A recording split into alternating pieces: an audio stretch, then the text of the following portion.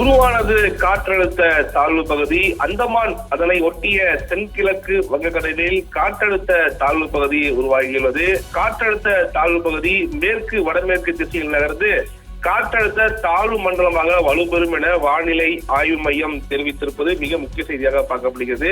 அந்த அடிப்படையில பொறுத்தவரைக்கும் குறிப்பாக இது மேற்கு வடமேற்கு திசையில் நகர்ந்து அதற்கடுத்த இரு தினங்களில் தெற்கு வங்கக்கடலில் பகுதியில் காற்றழுத்த தாழ்வு மண்டலமாக வலுப்பெறக்கூடும்.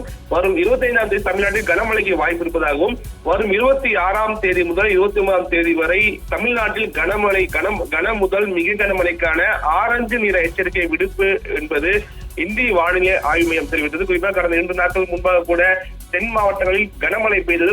ராமநாதபுரம், பாம்பன் உள்ளிட்ட பகுதியில் கனமழை பெய்தது. அங்கு கூட பள்ளிகளுக்கு விடுமுறை விடப்பட்டது. அந்த அடிப்படையை பொறுத்த வரைக்கும் இந்த வங்கக்கடலில் உருவாகிக்கக்கூடிய இந்த காற்றழுத்த தாழ்வு மண்டலம் குறிப்பாக சென்னையில் அதிகப்படியான கனமழைக்கான வாய்ப்பு, குறிப்பாக மழைப்பொழிவு அதிகமாகவே சென்னையில் காணப்படும் என குறிப்பாக வானிலை ஆய்வு மையம் தெரிவித்திருப்பது மிக முக்கிய செய்தியாக பார்க்கப்படும். அந்த அடிப்படையில் குறிப்பாக வானிலை வங்கக்கடலில் உருவாகியிருக்கிறது காற்றழுத்த தாழ்வு பகுதி, காற்றழுத்த தாழ்வு மண்டலமாக வலுப்பெறக்கூடும் என இந்திய வானிலை ஆய்வு மையம் தெரிவித்திருக்கிறது.